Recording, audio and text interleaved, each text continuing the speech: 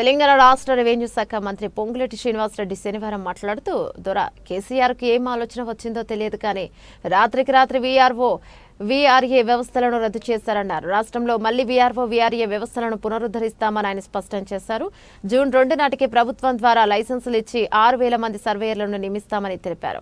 4 గోడల మధ్య 4 వ్యక్తులు కూర్చొని వారి స్వార్థం కోసం ధరణి పోర్టల్ను తీసుకొచ్చారని కేసీఆర్ పాలనను ఉద్దేశించి ఆయన విమర్శించారు. ధరణి వల్ల సామాన్య రైతులు ఎన్నో ఇబ్బందులు పడ్డారని, అందుకే ఆ ధరలను ఫామ్ హౌస్ కు పరిమితం చేశారన్నారు.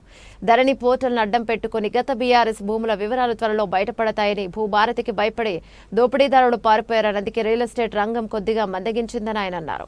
రాష్ట్ర ఆర్థిక పరిస్థితి సహకరించకపోయినా ఎన్నికల సమయంలో ఇచ్చిన హామీల మేరకు పథకాలను అమలు చేస్తున్నామని ఆయన వెల్లడించారు. దేశంలోని తెలంగాణను రోల్ మోడల్ గా నిలబెట్టేందుకు కృషి చేస్తామని అన్నారు. రెవెన్యూ వ్యవస్థలో చిన్న తప్పు కూడా జరగకుండా అధికారులు బాధ్యతగా వ్యవహరించాలని మంత్రి కోరారు.